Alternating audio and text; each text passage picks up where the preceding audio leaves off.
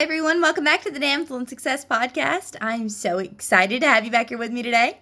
As you can see, I attempted to use my Numi, and my curls were really super cute for about 5 minutes, and they're already starting to fall out.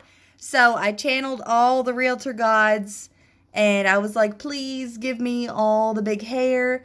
And they did. They totally did for about 5 minutes. So if you guys have any good remedies for keeping curls and super fine straight hair, please let me know. Holla at you, girl, because I really like it whenever it's curly.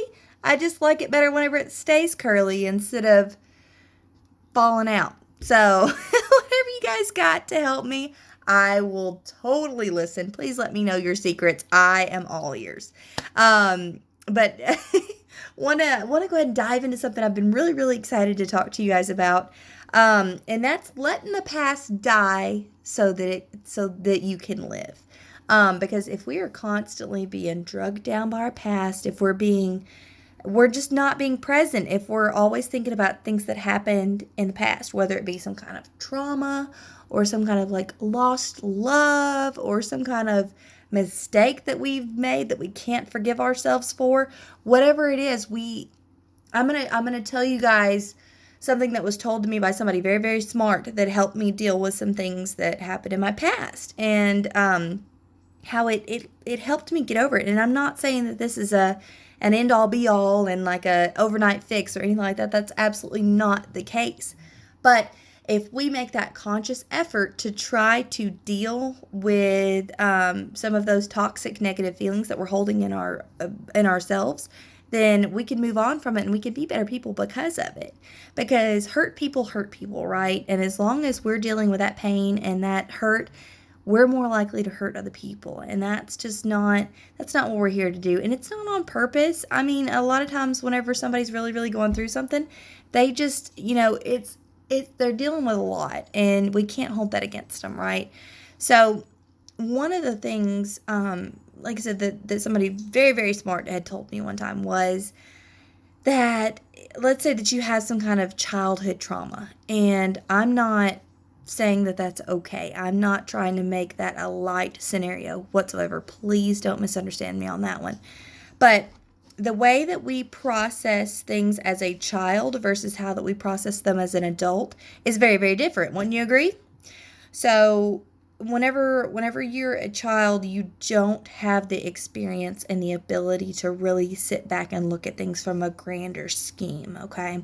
Your experience with life is very limited, and that way you have very limited perspective.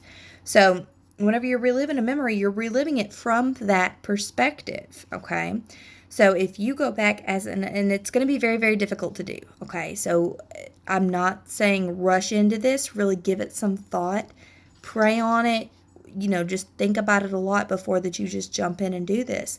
But whenever you are ready, whenever you are mentally, physically, emotionally ready to face this, go back to that memory, go back to that time of that trauma, and apply your now perspective, your perspective and your expertise and everything that you have as an adult, your reasoning abilities, everything. And like I said, you do not have to make sense of it. You do not have it doesn't make it okay.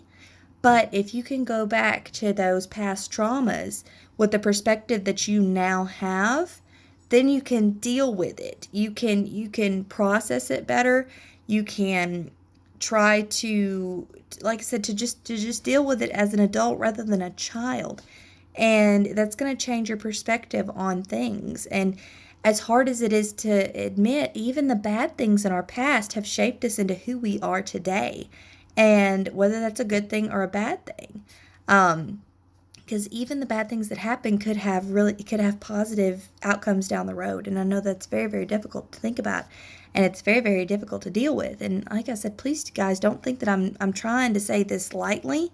I just want you guys to have that perspective as an adult to deal with the problems from your past. And that way that you can really deal with them and you can, let them go. You have to let them go, because if you are If you're always living in the past, you're not being present. And if you're not present, then that's not fair to you. It's not fair to your loved ones. It's not fair to your future self if you're constantly replaying the things that hurt you in the past.